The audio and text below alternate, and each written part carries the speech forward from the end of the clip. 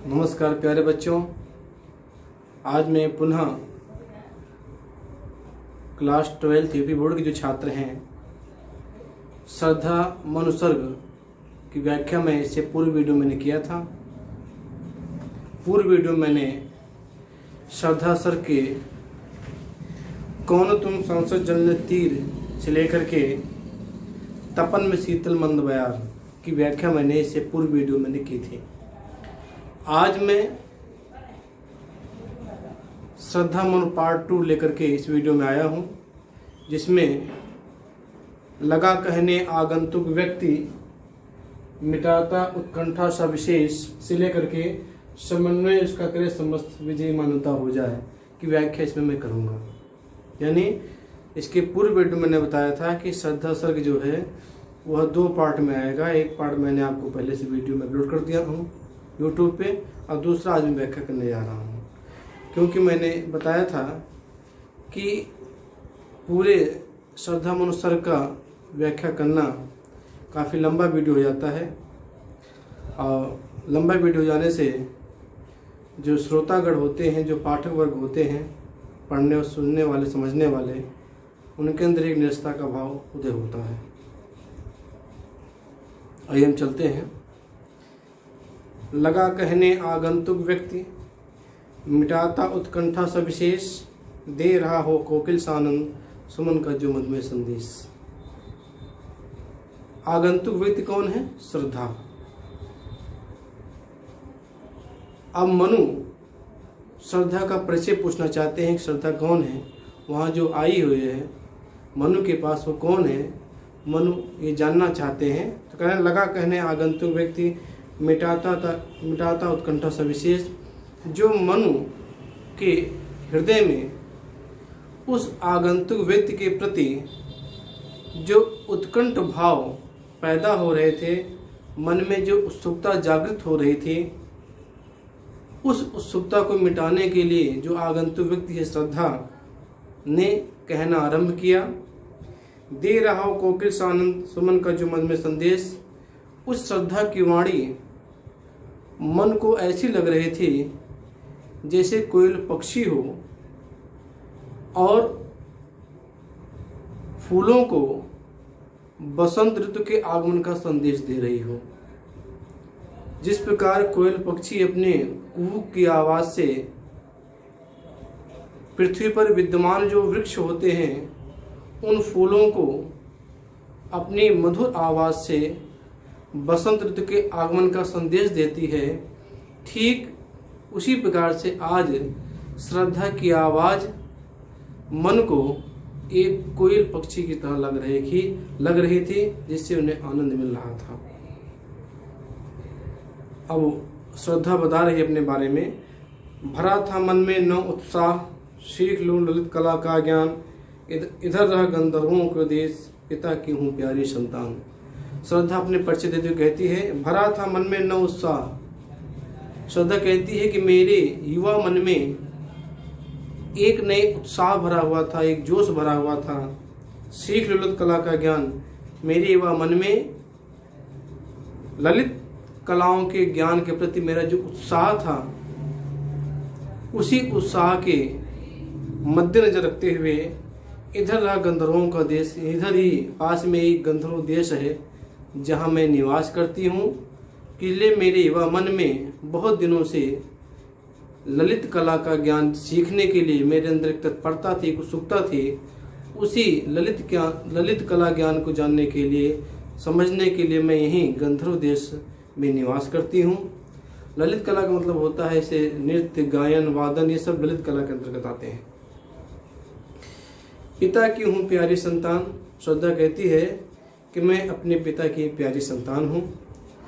दृष्टि जब जाती हिमगिरी और प्रश्न करता मन अधिक अधीर, धरा कहे सुकर्ण भयभीत, आह कैसी क्या है पीर। श्रद्धा कहती है कि जब मेरी दृष्टि, मेरी निगाह इस हिमालय पर्वत की तरफ जाती है। हिमगिरी, हिम मतलब होता है जो बर्फ, गिर मतलब पहाड़, जो पहाड़ बर्फ से ढका हुआ हो। कह रहे हैं दृष्टि जब जाती हिमगिरी और प्रश्न करता मन अधिक अधीर, कह रहे हैं कि जब मेरी निगाह इस हिमालय पर्वत जो बर्फ से ढका हुआ है, की तरफ जाती है और इस हिमालय पर्वत को जब मैं देखती हूँ अपनी निगाहों से, तो मेरा मन जो है अत्यंत व्याकुल हो जाता है और मेरे मन में अनेक प्रश्न जो हैं उठते हैं, जो मेरे हृदय को बेचैन कर देते हैं। धरा की यह शुक्रम भयभीत आह कैसी है क्या है पीर। वह कह रही है कि लगता है इस हिमालय पर्वत को देखकर ऐसा लगता है जैसे ये धरती की पीड़ा है। आह कैसी क्या है पीर, पीर मतलब पीड़ा, जैसे कोई इस धरती की जो पीड़ा है ये सिकुड़ करके इस हिमालय पर्वत के रूप में नजर आ रही है। बढ़ा मन और चले ये पैर, शैल मालाओं का श्रृंगार, आँख की भूख मिटी यह देख, आह कितना सुंदर संभार। बढ़ा मन और चले ये पैर, मेरा मन जो बेचैन हो रहा था इस हिमालय पर्वत को देख करके, जो व्याकुल हो रहा था, उसी प्रश्न का उत्तर जानने के लिए मेरा मन जो है इसके तरफ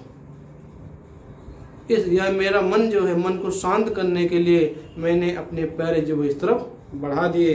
शैल मालाओं का श्रृंगार, और यहाँ पर्वतों की जो श्रृंखलाएं हैं उन श्रृंखलाओं को जब मैंने आँख की भूख मिटी गया देखा, कितना सुंदर संभार। जब मैंने अपनी आँखों से देखा ये हिमालय पर्वत की जो सुंदरता है, संभा मतलब संपूर्ण, ये जो संपूर्ण सुंदरता है, इस सुंदरता को देख करके मेरे आँख की जो भूख थी, मेरे आँख की जो भूख थी वह मिट गई। यानी मेरी आँखें जो है, जो दूर से मैं इस हिमालय पर्वत को देख रही थी, मेरे मन में बहुत सारे विचार उत्पन्न हुए, मैं व्याकुल हो गई और इसको देखने के लिए मैं इसके पास आई। और जब मैंने हिमालय पर्वत को देखा, इसके सुंदर दृश्य को देखा, इसके प्राकृतिक दृश्य को देखा, तो मेरे आँख की जो भूख थी हिमालय पर्वत को देखने की, वो क्या हो गई, मिट गई। यहाँ देखा कुछ बल का अन्न, भूत हित किसका या दान, इधर कोई है अभी सजीव, हुआ ऐसा मन में अनुमान। जब मैं यहाँ पर हिमालय पर्वत को देखने आई तो मैंने यहाँ पर देखा कि बलि का अन्न, बलि का अन्न मतलब होता है कि जो आदमी घर के बाहर पक्षियों के लिए, जानवरों के लिए, उनके भूख मिटाने के लिए या परोपकार की भावना से जो अन्न रखे जाते हैं घर के बाहर, उसे कहते हैं बलि का अन्न। कह रहे हैं यहाँ देखा कुछ बलि का अन्न, मुझे यहाँ पर हिमालय पर्वत के पास कुछ जानवरों के लिए, प्राणियों के लिए यहाँ निकाला हुआ अन्न जो है मैंने देखा। भूत हित रत किसका यह दान, और यहाँ पर कौन ऐसा है जो प्राणियों की रक्षा के लिए, प्राणों की भलाई के लिए यहाँ पर जो दान किया हुआ है, आखिर कौन है। इधर कोई है अभी सजीव, हुआ ऐसा मन में अनुमान। इस अन्न को बिखरे हुए देख करके मेरे मन में अनुमान आया, या मुझे अनुमान मैंने किया कि इधर कोई जीवित प्राणी है, यहाँ पर कोई जो यहाँ पर जरूर मिलेगा। फिर कहते हैं तपस्वी क्यों इतने हो क्लांत, वेदना का या कैसा वेग, आ तुम कितने अधिक हताश, बताओ या कैसा उद्वेग। श्रद्धा जो है मन को तरफ देखकर कहती है कि तपस्वी क्यों इतने हो क्लांत, हे तपस्वी तुम इतने दुखी क्यों हो। क्लांत मतलब दुखी। हे तपस्वी तुम इतने दुखी क्यों हो, वेदना का यह कैसा वेग, तुम्हें देखने बाद ऐसा लगता है कि तुम वेदना में से पीड़ित हो और वेदना तुम्हारे तनमन में घुस गई है, बस गई है। आह तुम कितने अधिक हताश, और तुम्हें देखने बाद ऐसा लगता है कि तुम अपने जीवन से अधिक हताश हो गए हो। बताओ यह कैसा उद्वेग। अच्छा मुझे बताओ कि तुम्हें किस प्रकार की दिक्कतें हैं, परेशानी है, तुम्हें किस प्रकार की पीड़ा है। फिर श्रद्धा आगे कहती है दुख की पिछली रजनी बीच व्यक्ता सुख का नमन प्रभात, एक पर्दा या झीना ने छिपाए हैं जिसमें सुगात। श्रद्धा मन को जो है यह बताती है कि जो सुख और दुख है, जन्म मरण, लाभ हानि, ये सब जो है इस संसार के शाश्वत नियम है। दुख के बाद सुख आता है, सुख के बाद दुख आता है, ये तो एक चक्र है। तो उसे समझा रही है कि दुख की पिछली रजनी बीच, ये जो आपके जीवन में दुख आया है, यह दुख जो है रात्रि की तरह है। जिस प्रकार रात्रि के गर्भ में विकसकता सुख का नमन प्रभात, इस प्रकार रात्रि के गर्भ में सुंदर सवेरा छिपा रहता है और दिन के गर्भ में रात छिपी रहती है, उसी प्रकार जीवन में दुख और सुख ये चक्र हैं जो मनुष्य के जीवन में आते रहते हैं। कह रहे दुख की पिछली रजनी बीच, ये जो दुख रूपी रात्रि है, इस दुख रूपी रात्रि के बाद वृत्ता शुक्ल अमृतभात, इस दुख रूपी रात्रि के बाद सुख का नया सवेरा आएगा, जिसे तुम्हें सुख की अनुभूति होगी। एक प्रता है झीना नील छिपाए इसमें गुद सुखगात, केवल एक उसमें एक झीना सा पर्दा है, यह एक पारदर्शी पर्दा है जो कुछ समय के लिए तुम्हारे मन को अधीर किए हुए है, लेकिन आने वाले समय में वो तुम्हारे जीवन में खुशियां ही खुशियां बिखेरेगा। हे मनु, दुख और सुख तो जीवन का चक्र है, इसे हम आप कोई नहीं टाल सकता। दुख के बाद सुख आना लाजमी है, इसलिए थोड़ा इंतजार करो, श्रम करो, परिश्रम करो, मेहनत करो, निश्चित है दुख के बाद तुम्हें सुख की अनुभूति होगी। आगे देखिए और समझा रही है, श्रद्धा मन को समझा रही है। जिसे तुम समझे हो अभिशाप, जगत की ज्वालाओं का मूल, ईश का वह हर्ष वरदान, कभी मत जाओ इसको भूल। श्रद्धा मन को समझाती है, जिसे तुम समझे हो अभिशाप, हे मनु, जो तुम दुख को अभिशाप समझ रहे हो,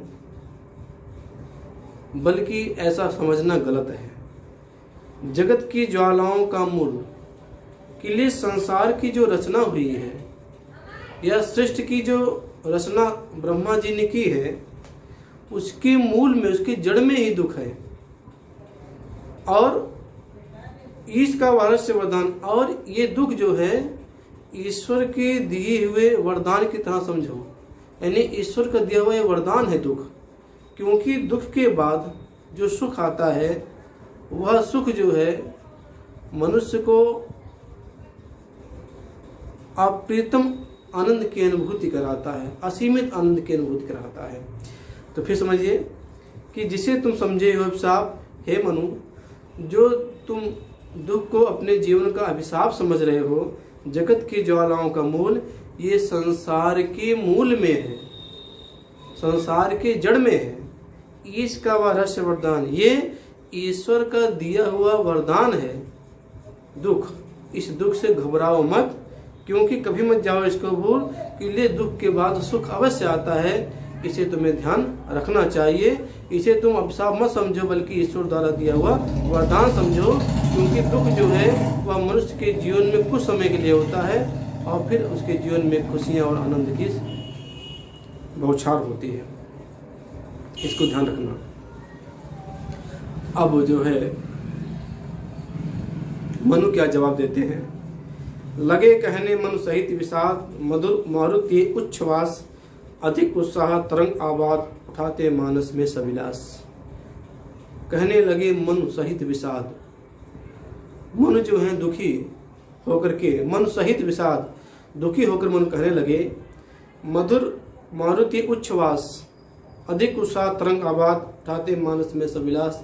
हे श्रद्धा, जो तुम्हारी आवाज है वह आवाज जो है बड़ी मधुर है, और तुम्हारी आवाज में वह वायु है जो हमारे अंदर एक उत्साह और एक तरंग की हिलोरें उठा रही हैं।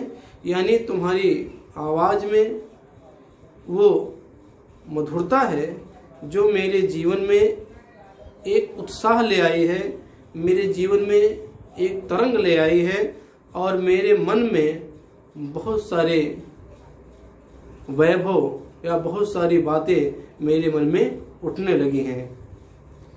फिर कहता है, किंतु जीवन कितना निरुपाय, लिया है देख नहीं संदेह। श्रद्धा से मन कहता है कि कितना कुछ भी क्यों ना हो, मैं मानता हूँ कि तुम्हारी बातें सुनकर के मेरे अंदर उत्साह उत्पन्न हो गया है, मेरे हृदय में तरंगे उत्पन्न हो रही हैं, और मेरे मन में तुम्हारे प्रति अच्छी सोच विकसित हो गई है। लेकिन यह सत्य है कि किंतु जीवन कितना निरुपाय, मैंने जीवन को देख लिया है कि मेरा जो जीवन है ये निरुपाय है, ये बिना मतलब, कोई इसका मतलब नहीं रह गया है। देख लिया है निसंदेह, मुझे पूरी तरह से मालूम हो गया है कि इस मेरे जीवन का कोई मतलब अब नहीं रहा, इसमें कोई संदेह नहीं है। निराशा है जिसका परिणाम सफलता का वह कल्पित ज्ञेय।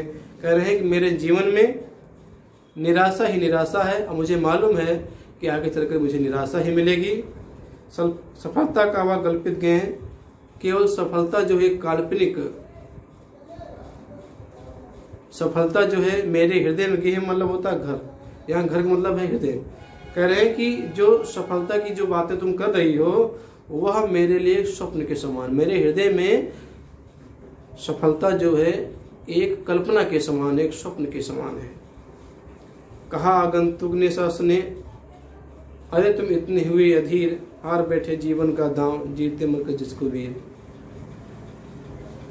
जो आगंतुक व्यक्ति यानी श्रद्धा जो है सस्नेह प्रेम पूर्वक कहने लगी, अरे तुम इतने क्यों अधीर, अरे मनु तुम इतनी व्याकुल क्यों हो रहे हो, हार बैठे जीवन का दांव, तुम अभी से ही बिना प्रयास किए, बिना कोशिश किए, तुम अभी ही अपने जीवन को समाप्त कर रहे हो, अपने जीवन के जो आगे की जो भविष्य आपका है, बिना मेहनत किए, बिना परिश्रम किए अपने जीवन को इसी तरह से नष्ट करना देना चाहते हो।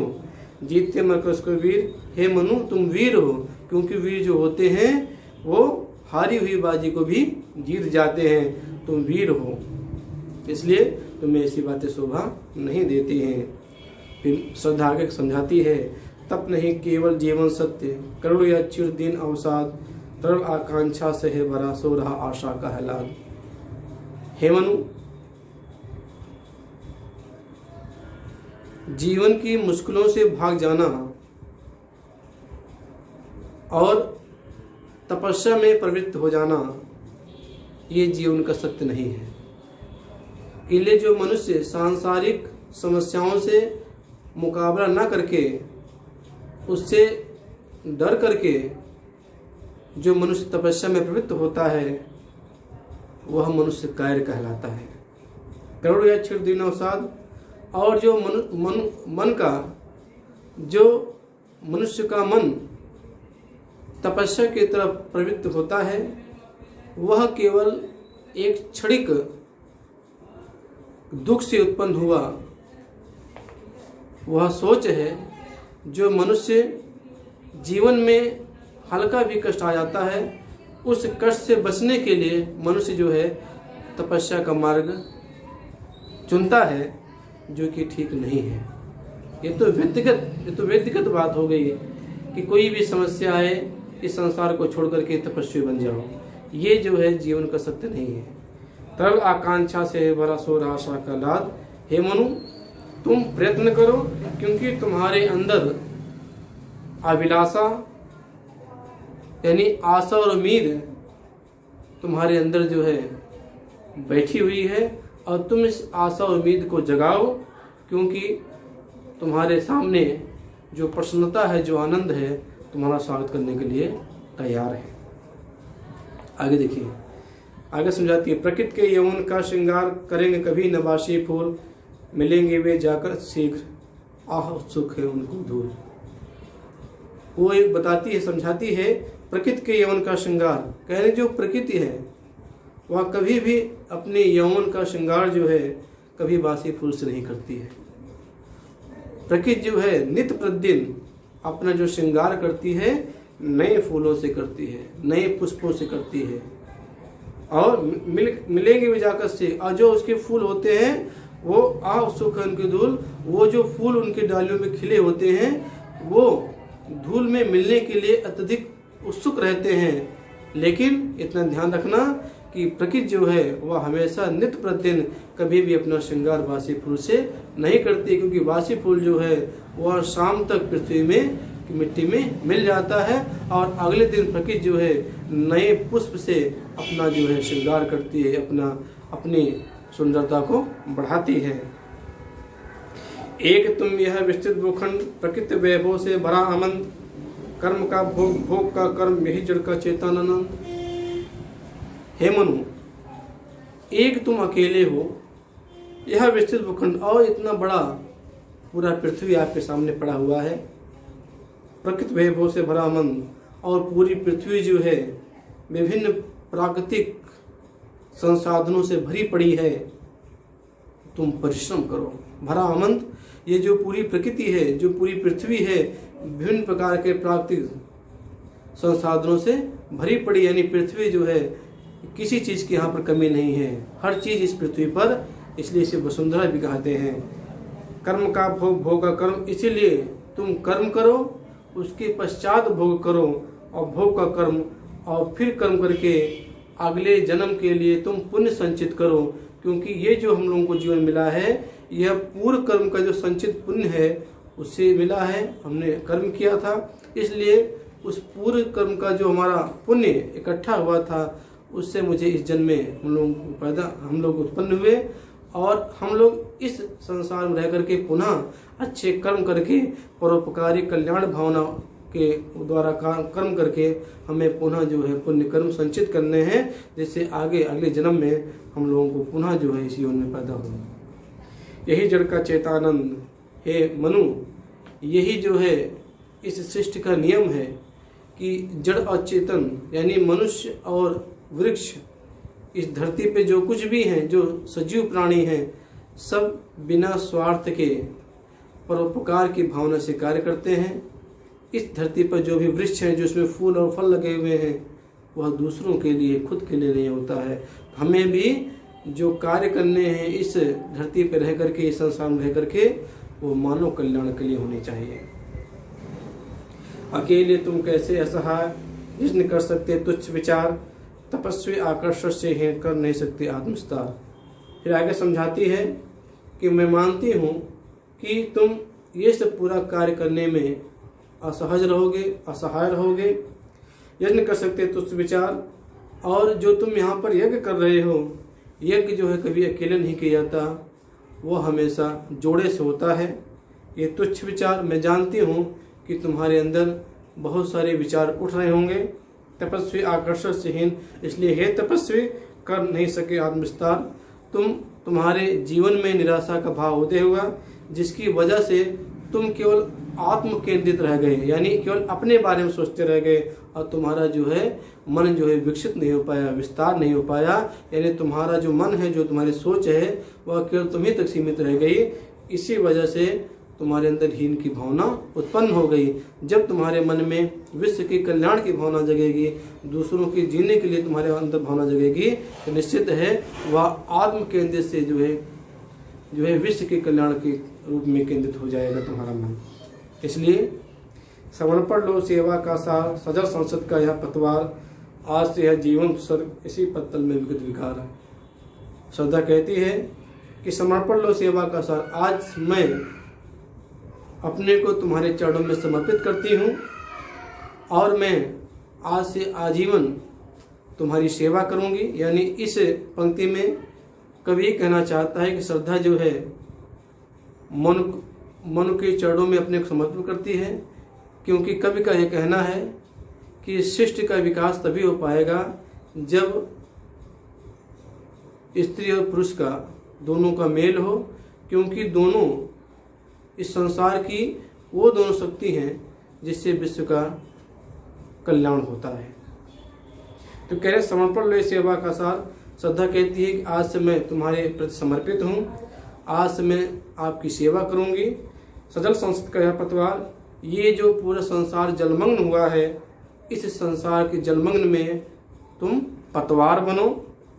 आज से यह जीवन स्वर्ग, आज से मैं पूरा जीवन तुम्हारे चरणों में निछावर करती हूँ, इसी पत्तल में विगत विकार। आज से मेरा स्थान जो है तुम्हारे पैरों में है, और जो तुम्हारे अंदर बुराइयां हैं, जो दोष हैं, जो पिछले जो दोष बुराइयां तुम्हारे अंदर थी,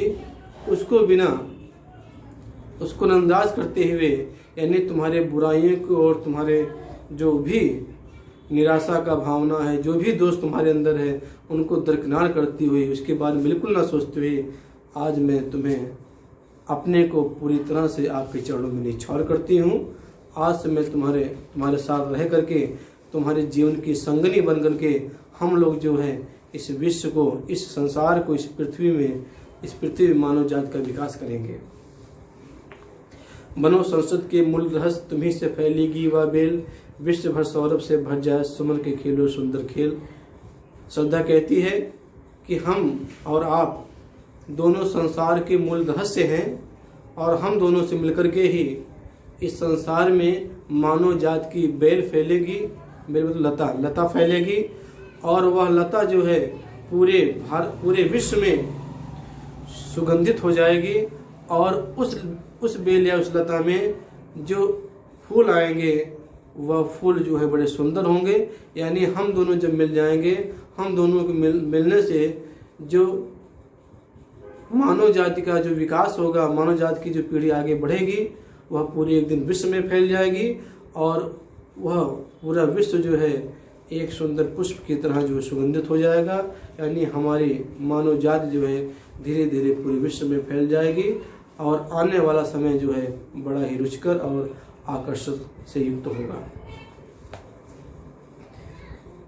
और यह क्या तुम सुनते नहीं, विधाता का मंगल वरदान, शक्तिशाली विजयी बनो, विश्व में गूंज रहा जयगान। श्रद्धा आगे कहती है कि तुम्हें विधाता का वो मंगलमय विचार आपने नहीं सुना होगा।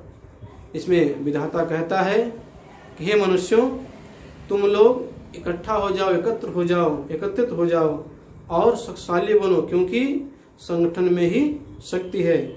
और जिस दिन तुम लोग इकट्ठा हो जाओगे, उस दिन तुम विजय, किसी भी चीज में विजय प्राप्त कर लोगे। विश्व में गूंज रहा जयगान। श्रद्धा मन को समझाती है कि पूरे विश्व में ही बात ईश्वर ने बताई है। अगर तुम इकट्ठा रहोगे तभी शक्तिशाली रहोगे, और जब शक्तिशाली रहोगे तुम हर जगह पर विजय प्राप्त कर सकते हो। डरो मत अरे अमृत संतान, अग्रसर है मंगलमय वृद्धि, पूर्ण आकर्षण जीवन केंद्र खिंची आवेगी सकल समृद्धि। श्रद्धा मन को समझाती है कि तुम अमृत संतान हो, यानी तुम देवता के पुत्र हो, तुम देवतुल्य हो, इसलिए तुम डरो मत। यानी जीवन में आने वाली कठिनाइयों से डरो मत, मुकाबला करो।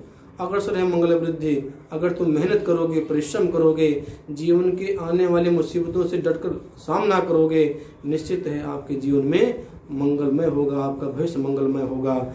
पूरा आकर्षण जीवन के खिंची आवेगी सिद्ध, क्योंकि तुम्हारा जीवन जो है विभिन्न आकर्षण से भरा हुआ है। और निश्चित है अगर तुम सच्चे मन से परिश्रम करोगे, मेहनत करोगे, निश्चित है कि संपूर्ण सुख सुविधा जो है तुम्हारे जीवन में न्यौछावर हो जाएंगी। यानी किसी चीज की कमी कोई नहीं रह जाएगी। विधाता की कल्याणी शिष्ट, सफल विश्व भूतल पर मुड़। श्रद्धा मन को समझाती है कि ब्रह्मा ने इस संसार में जो मानव की उत्पत्ति की है वह इसलिए जिससे मानव जो है इस संसार में अपने कर्मों से ऐसे मानव जात का या ऐसे मानव समुदाय का सृजन करे जिससे पूरा संसार शांति अमन चैन से रहे। और विधाता ने यह भी कहा है कि हर मनुष्य की परोपकार करना चाहिए, उसका कल्याण करना चाहिए, जिससे इस सृष्टि जो है कल्याणमय हो सके। पटे सागर बिखरे ग्रहपुंज और ज्वालामुखी हो चूड़। कह रहे हैं कि पटे सागर बिखरे ग्रहपुंज, जो संसार में जो मुसीबतें हैं, जो समुद्र के रूप में आज पैदा हुई हैं, जो जगह जगह पर जो है समस्याएं उत्पन्न हो रही हैं, और ज्वालामुखी चूड़, अपने अंदर इतनी शक्ति पैदा करो कि ये सब समस्याएं जो हैं आपके सामने चूड़ चूड़ हो जाए, यानी ये सब समस्याएं हमेशा के लिए खत्म हो जाएं। उन्हें चिंगारी सदृश सदर्प जलती रहे खड़े से आनंद, आज से मानवता की कीर्ति अनिल भूजल में रहे नबंद। हे श्रद्धा मन से कहती है, हे मनु, जो तुम्हारे अंदर जो चिंगारी पनप रही है वो गर्व सहित होनी चाहिए, और उस चिंगारी से तुम जो मानव जात के लिए अहितकर हैं उनको आप कुचलते चलो बड़े आनंद के साथ। निश्चित है आज से मानवता की कीर्ति, जिस दिन से तुम ये कार्य करना शुरू कर दोगे उस दिन से पूरे विश्व में मानवता का यश पूरी तरह फैल जाएगा। अनिल भूजल में रहे नबंद, और अनिल मतलब वायु, भू मतलब पृथ्वी, जल मतलब जल। कह रहे हैं कि ये सब तुम्हारे वश में हो जाएंगे, ये तुम्हारा कुछ नहीं बिगाड़ पाएंगे। जलद के फूटे कितने उस सागर में कितने सारे स्रोते फूट गए हों, या कितने सारे झरने फूट जाएं, द्वीप कच्छप डूबे उतराएं, और जो द्वीप हैं वो कच्छप या कछुए की तरह डूबे उतराएं। यानी मुसीबतें कितनी भी आती रहें, प्रलय रूप में कितनी भी मुसीबतें क्यों ना आए, एक भयंकर प्रलय के रूप में कितनी बड़ी मुसीबतें क्यों ना आए, लेकिन तुम्हें किंतु खड़े रहे दृढ़ मूर्ति अब दे कर रही उपाय। हम दोनों मिलकर के दृढ़ता से इन मुकाबलों का सामना करेंगे, क्योंकि देखो वह जो है नया सवेरा, नया दिन हमारे स्वागत के लिए इंतजार कर रहा है। सत्य के विद्युत कर जो व्यस्त बिखर पिकरे होने निरुपाय, समन्वय इसका करे समस्त विजय मानता हो जाए। श्रद्धा मन को समझाती है, सत्य के विद्युत कर जो व्यस्त बिखर पिकरे हो जो उपाय। इस प्रकार बिजली की जो चिंगारी होती हैं वो रह रह कर के चारों तरफ फैल जाती हैं, वो शक्तिहीन हो जाती हैं और वो किसी काम की नहीं रह जाती। उसी प्रकार हम लोग जो एक एक जगह पर जो बिखरे पड़े हैं उनको इकट्ठा करो, संगठित करो, और निश्चित है जिस दिन हम संगठित हो जाएंगे, समन्वित करो, जिस दिन समन्वित हो जाएंगे विजय मानवता हो जाए और इस धरती पर मानवता की जय हो जाएगी। यानी लास्ट के पंक्ति में कवि ये कहना चाहता है कि आज का समाज जो विभिन्न संप्रदायों में, विभिन्न धर्मों में, विभिन्न जातियों में जो बटा हुआ है, इससे हमारे देश की गरिमा और देश का जो है हमारा प्रतिष्ठा धीरे धीरे क्षीण होता है। अगर हमें देश की प्रतिष्ठा और सम्मान और गौरव को बचाना है तो हम लोग जो अलग अलग थलग पड़े हुए हैं सब लोग को इकट्ठा होना पड़ेगा। जिस दिन हम लोग इकट्ठा हो जाएंगे, जिस प्रकार जो बिजली के कण होते हैं बिखरे रहते हैं तो शक्तिहीन हो जाते हैं, उसी प्रकार मनुष्य अगर बिखरा पड़ा रहेगा तो वह शक्तिहीन हो जाएगा और दूसरे देश के लोग जो है तुम्हारे पर आक्रमण कर देंगे और तुम्हारी संस्कृति और तुम्हारी गौरव को नष्ट कर देंगे। इसलिए अगर अपनी संस्कृति, अपने गौरव, अपनी असीमता, अपने अखंड भारत को बचाना है तो हम लोगों को इकट्ठा होने पड़ेगा। जिस दिन हम लोग इकट्ठा हो जाएंगे और हमारे अंदर मानव के प्रति जो कल्याण की भावना हमारे उत्पन्न हो जाएगी, निश्चित ही उस दिन मानवता की जय हो जाएगी। तो इस तरह से प्यारे बच्चों, मैंने आपको कामयानी महाकाव्य से लिया गया श्रद्धा सर्ग, जो आपके सिलेबस में श्रद्धा मनु के नाम से निर्धारित किया गया है, मैंने इसे 2 पार्ट में पढ़ाया। पहले पार्ट में कौन हो तुम संसद जल तीर से लेकर के तपन में शीतल मंद बयार, इसके पूर्व मैंने वीडियो में पढ़ाए, वह ऑलरेडी यूट्यूब पे अपलोड हो चुकी है, बच्चे उसे लाइक भी कर रहे हैं। और आज सेकंड पार्ट मैंने आपको पढ़ाया, यहाँ से कहने लगा आगंतुक व्यक्ति मिटाता उत्कंठा सब विशेष लेकर के विजनी मानवता हो जाए, यहाँ तक पढ़ाया। मुझे पूरी उम्मीद है कि यह वीडियो आपको जरूर पसंद आएगा। अगर पसंद आए तो लाइक कीजिए, अगर अभी तक आपने मेरे चैनल को सब्सक्राइब नहीं किया है तो सब्सक्राइब कीजिए और अपने मित्रों यारों को इस वीडियो को शेयर कीजिए, जिससे वो भी इससे लाभान्वित होते रहें। आज के लिए बस इतना ही। मैं जल्द ही नई वीडियो के साथ उपस्थित होता हूँ। तब तक के लिए आप सबका धन्यवाद। जय हिंद, वंदे मातरम।